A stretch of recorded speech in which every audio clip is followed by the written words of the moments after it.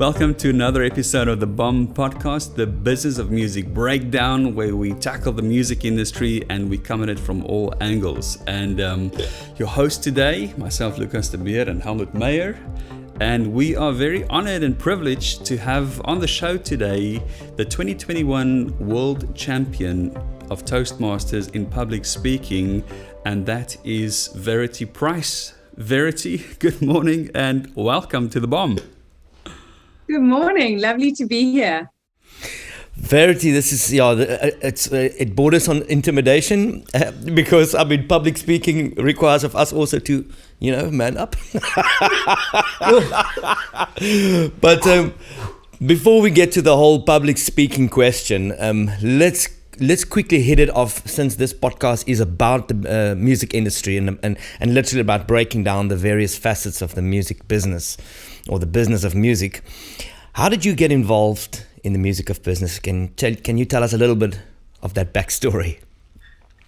Absolutely. So I was the girl who was afraid of being on stage at school. I used to bunk assembly if I had to read the Bible. It was that bad for me. So being on stage, performing, any of that was the last thing I was ever going to do. So I went to UCT to study psychology. And on my 20th birthday, out of nowhere, I was sitting at Noordhoek Beach contemplating being 20 and becoming a psychologist. It was very deep. I was 20. And so I was sitting there thinking, and words kept coming to me. And I thought, I don't know where these have come from, but I went and I found a piece of paper and I wrote them down, and they were lyrics. And that was strange. I'd never done that before. And it was like someone switched on a tap and these lyrics just kept coming to me. Wow. Middle of the night, middle of the day, on the train, at varsity, I just kept writing. So I knew that they needed to become songs. I didn't know who was going to do that because I was terrified, but a part of me knew it had to be me. So I started teaching myself to write music. And I did that all very quietly in my bedroom for a good till I was 25, so 5 years. I was terrified of letting anyone hear my stuff. And then eventually I got more uncomfortable to not follow my dreams than to actually just step out my comfort zone and follow them. So I started performing and singing professionally when I was, still took another few years, at about 27. And the big change for me in the music industry was when I ran a crowdfunding project asking people to buy an album I hadn't recorded.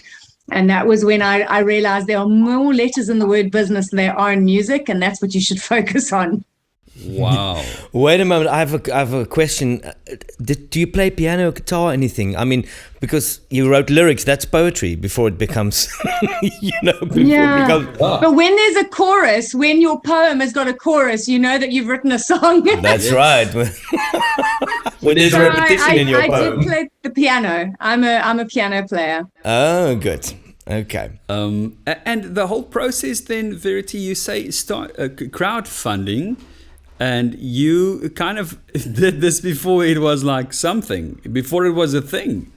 How did that go? Yeah, it was. So it was back in 2005. Facebook hadn't even come out in South Africa yet. But I didn't have the 300,000 Rand I needed to record my album. I was wanting to work with Brian O'Shea. I'd got quotes of, how much Watershed had paid. I'd done all my research and I was like, whoa, this is not going to happen for me. And I had a coffee with my sister, Kay. We were trying to brainstorm. How do I raise this money? I don't want to go into debt. South African music wasn't really selling at that point. And we just realized that I was asking the wrong question, because I was just like, why don't I have the money? Why doesn't South African music sell? And then I said, how can I record this album without going into debt? So, the nature of your question determines the nature of your thinking. And when I asked that new question, we suddenly started brainstorming and we came up with this idea of asking people to buy my album before I recorded it, to replace a record label, to create the album with me, tell me what songs I should record, tell me what to name the album. And then we said, well, we'll put their name in the artwork of the album. We'll put their names on my website and we'll give 10% to charity while we're doing this. And it was a crazy idea because no one had ever done it before. But when I put it out there two quite interesting things happened. Everyone in the music industry said, Verity, that's not going to work. That's not how music is funded. And I got very little support from the industry, surprisingly. And everyone who wasn't in the music industry said, well, that's crazy. Why not? Here's $150. Let's make this album happen.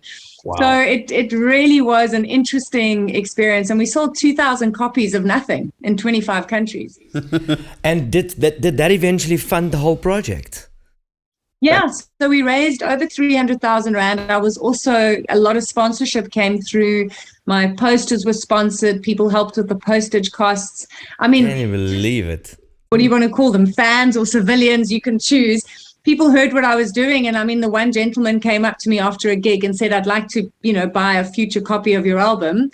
So I said, oh, thank you. That's 150 Rand. And I handed him the album and he handed me a check and I looked at it and it was 15,000 Rand. And I said, you've made a mistake. And he said, no, I haven't made a mistake. I love what you're doing. Just go out and do that. So it was extraordinary seeing how people could get behind an idea that they were inspired by and help me make it a reality. And oh wow, that's great insights, and what a beautiful, inspiring story. You said something earlier, Verity, that at 20 the lyrics began to come to you, but at 25 only you kind of decided, let me do this. I'm just curious, what for you was the tipping point? What made you go, you know what, I'm going to do this? So it was not a great tipping point. And I think for a lot of people, big changes happen when difficult things happen in our lives. And it was my dad dying. My dad died when I was 24. Sure. And it was very unexpected. And I thought we had a lot more time. And that got me thinking that life is short. It's fragile. It's fleeting. You don't know how long you've got. And did I want to get to the end of my life and have this long list of things I'd never done because I was afraid? And so that's what gave me the courage. And the first step I took was to take 1 million steps of walking 500 miles across Spain in his memory. I left 6 months after he died and I walked the Camino to Santiago de Compostela. I needed to prove to myself that I could set my mind to something and do it and conquer my fears of being alone in a foreign country. And after I'd done that, I came back and I was like, singing, I can do that. That's fine. Like that's not going to give me blisters. It's not going to get me lost. It's much easier than trying to get a country with a backpack. So that was the tipping point for me, was losing my dad, walking a pilgrimage in his memory, and then coming home and saying, life's too short not to give it a shot. Wow. That is incredible. Verity, you mentioned on your website that you've become far more famous for the way you think differently than for your singing. Now, I want to just do a quick link to that because I actually think this is, even just the quote is completely inspiring. But is there something that comes to mind when you think of thinking differently that could link towards the whole thing of building the bridge between getting on stage and putting yourself out there? Is there a link for you between that? In other words, let's tap into the whole fear of public performance. So I think there is. It's how you think about anything changes your experience of it.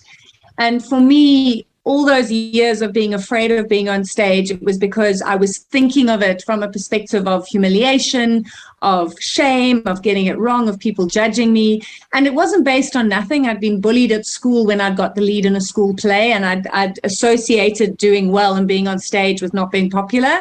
So I had started playing a small game and become really shy.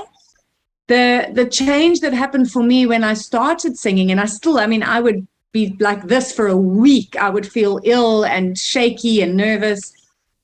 And then I think it was when I started really focusing on what am I trying to say with my songs? What is the message that I'm trying to share through my music? And when I focused on the message more than myself, that helped me get through a lot of the nerves. So I had to change the way I thought about what I was doing and how I thought about an audience, because an audience can look like a really intimidating thing. But if you actually go, this thing is made up of individual people with individual dreams and goals and hopes, and, they're going to connect with what you're singing about. Then I started singing to that person and that person and that person, and that changed my experience. So I do think you've got to shift the way you think about things you're afraid of and frame them in a more positive way. I don't know if that answers your question. I'm going to just jump forward and then we come back again. Are you still singing? Curiously.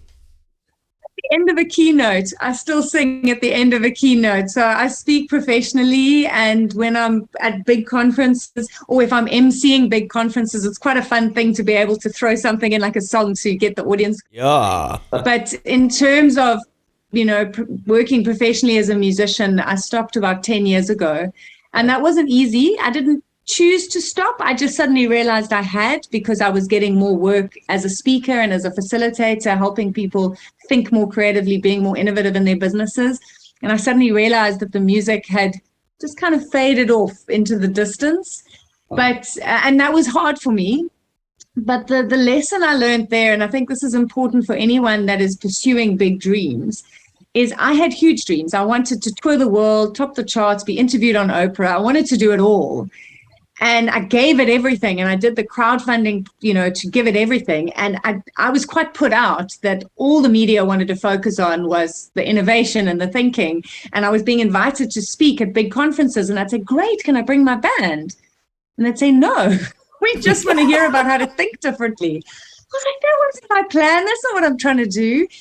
And at some point, I had a realization that your ego sometimes has one vision for your life, and my ego wanted me to be a famous pop star, and my soul had a different vision, and my soul was like, no, you're meant to help people shift their lives, shift their thinking, do things differently. And I thought I was going to do that through song, but actually I ended up doing it through sharing my journey and the lessons I'd learned. Sure. Fabulous. I love it. As I'm listening to you, Verity, it sounds to me like you ask yourself questions a lot, like, what is it that I want? How am I going to do it? And you said something earlier, I can't recall exactly what it was, about questions. How do you find that you can ask yourself the right questions or the correct questions? How do you get to that point? It's such a great question, and it's a great insight. Because I think I have been someone who does stop and ask questions about what's happening in my life. It's also how I try to take responsibility for where I am. Because, and so you have to really look at the questions you ask. Often when we ask why, we're interrogating what is, or we're complaining. We're trying to understand, but sometimes we're coming from a place of like, why is this happening to me? Rather than, how can I change what's happening? So when you ask a question starting with how, that means you have the intention to move forward in your life.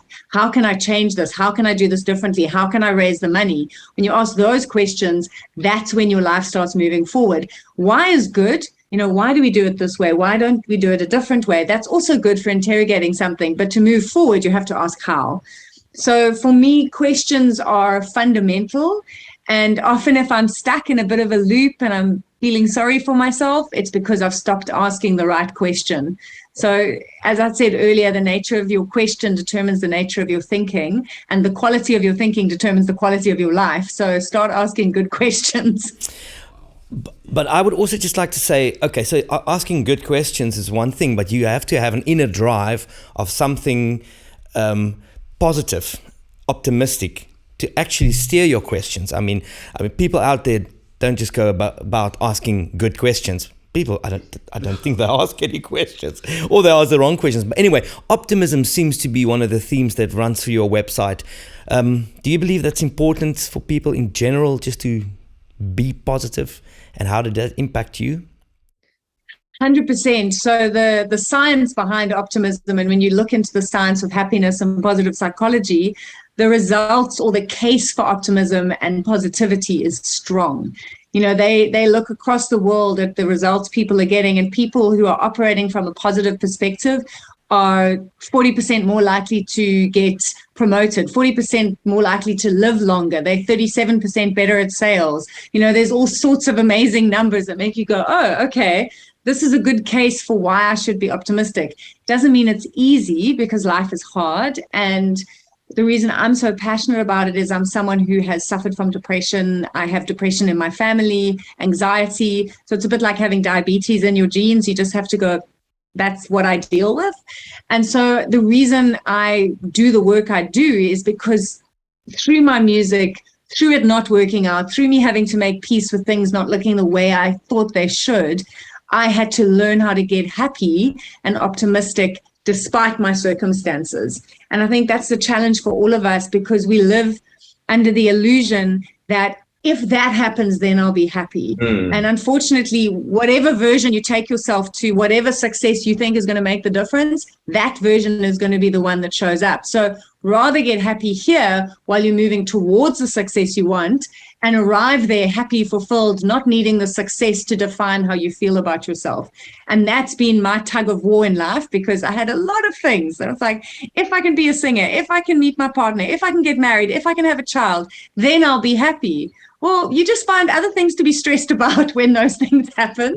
So rather get happy now. So that is why I'm so passionate about it. Yeah, it's incredible. Verity, this is interesting. Most people would rather die than get up on a stage and speak to people. They say that's one of the biggest fears in the world, is public speaking. Yeah. But here we have the privilege of speaking to you today, the world champion in public speaking. So, and you mentioned the more things you get involved in, the more your focus goes in different directions. But I'm curious, when you get on stage, what are you focusing on, or what helps you to kind of have a single focus then? So there's a quote, and I need to find out who said it. And they said, average speakers worry about themselves. Good speakers worry about their message. Great speakers worry about their audience. And for me, when I get on stage, I try to make it all about my audience. So even though I'm sharing my personal stories, my lessons, I am focusing on it being for them. And that's what I focus on. I focus on the people that are making eye contact with me, that we're having a conversation with. And I'm there to give them a message that's changed my life, but that is hopefully relevant for them. So that really helps me to focus on that one thing, which is the one person that it's going to make a difference to. And you never know who that person is. It's the same with music. You think your song or your message in your song is landing in a certain way, and then a fan comes up to you and goes, oh, this means this to me. And you have to go, wow, that's not what I meant it to mean, but if that's what it means, that's what it needs to be for you. So I just focus on my audience and making sure that I'm adding value to them. Wow, profound. Verity, the higher one climbs the ladder, I believe it becomes more and more isolated, taking that for granted. And I think you being on a form of very exclusive podium at the moment, how do you manage your support structure? How do you stay supported as a champion on this level? It's so interesting. I worked so hard to win this contest, and I went into it with crystal clear focus that I had a feeling that I could win it this year. And I don't know where that came from, but clearly it was right. So I'm so glad I listened. But I hadn't thought, and I think this is often, we don't think about what happens after I achieve something. And my sister's always that person who goes, have you thought about what will happen if you win? And I was like, oh, well, let's worry about that when we get there. But when I did win, there was a few things that happened that I didn't expect. I knew that whoever won, this is a big thing, but I had no idea how much suddenly starts coming at you and from all around the world, and you've got to manage that. But the best part was suddenly I got welcomed into this little circle of champions. There's 80 people who've won this contest in 80 years, and there's probably about 40 of them that are still very active. And just to feel that I was embraced into this new community that up until I heard I was a champion was like this hallowed ground. Yeah. They're just ordinary, normal, wonderful human beings, and they welcome you in and, said, let me have a call with you. I'm going to tell you what to expect. This is what you shouldn't do. Try this. So I've got that support structure. And then my family and my friends, nothing changes. You get a title, and I think we often think that means you are different, but I'm still me. I had to change a dirty nappy shortly after hearing I was world champion. Life is real. Yeah. And I've got the same structures that were in place before. I'm just having to manage the volume of work and requests a little bit better. But I have incredible support from my Toastmasters community as well. Incredible. Wow, fantastic. Verity, so I see time-wise, let's land this. We got about 2 questions left. And it's so great just to hear from you and the insights and the wisdom that you're sharing on this podcast today. A question that I have around calling and adhering the call that you sense in your life. I was wondering, do you maybe have any thoughts around that? What happens if you do pursue the call, or what's going to happen if you don't? Maybe just your thoughts around that. So 4:15 on my 20th birthday, at the exact time I was born, I wrote my first song, and it woke up this dream that I could share it with the world, and it was a calling. It came to me, and it was hard to follow it, but I know that for the 5 years I kept writing, kept dreaming, and not doing, I got more and more unhappy and more frustrated. So I think that's what happens when you don't listen. It just starts eating away at you. When I did listen, there was still a lot of hard work that had to happen. And that was also frustrating, because I was going, well, where's my get out of jail free card? Because I've now listened. But life doesn't work like that. You have to show up, and you have to keep showing up. And then that calling changed, although it didn't. My songs were about helping people become more. My talks are about helping people come more. My strategy sessions are about helping people come more. So the calling stayed the same. The application that I do it through changed. But when I listened to what was coming easily, because the music industry was hard, I felt like I was rowing upstream. The speaking, the facilitating just kept coming to me, even though I was a singer who was now in corporate South Africa. It was like, how did that happen? But when I listened, and I kept listening, and I kept showing up with grace, life flowed. So I do believe that we need to listen to the things that are trying to get our attention from deep inside of us, those little voices that want to do something in the world. And then show up and trust the feedback that you're getting and see where it takes you. Sure. Good stuff. I almost don't want to ask the last question, because you've given us so much nuggets to think about and ponder over. But is there something that you can leave, a nugget of wisdom to musicians out there? And since this podcast is about the business of music and the breakdown thereof, what word of wisdom can you leave with the aspiring champions out there? So it was something, and I mentioned it earlier, but when someone said it to me, it had a huge impact, that in the music business, there are more letters in the word business than there are in music. So that is what needs a lot of focus. Now, if that's not your talent, make sure you have someone with you that is focusing on the business, because you can have the most exceptional music, but without a business element to get it out to the audience, how will they know that you're there? So it's having that balance of the creative and the rational together that I think really can help. And I look at musicians I played with. Dominic Peters was in my first band, and I watched him go from Breakfast Included to Goldfish, and I used to sit at his early gigs. But when I looked at him and Dave, they ran the business side of exceptional music exceptionally well. And you can't just focus on the music. You do need both. So that would be my advice, and my encouragement is focus in on the business and go, how can I stand out in an interesting way over and above the music that I'm creating? Ah, fabulous. I wanted to do a mic drop, but they're quite expensive, so I won't.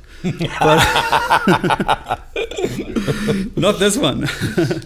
But that was a mic drop. Verity Price, thank you so much for your time today. We're really so thankful that we could have listened to you, and the insight and the wisdom that you so easily share. Thank you for that. And maybe we'll get you on the bomb again soon, and maybe that time you can sing us a song.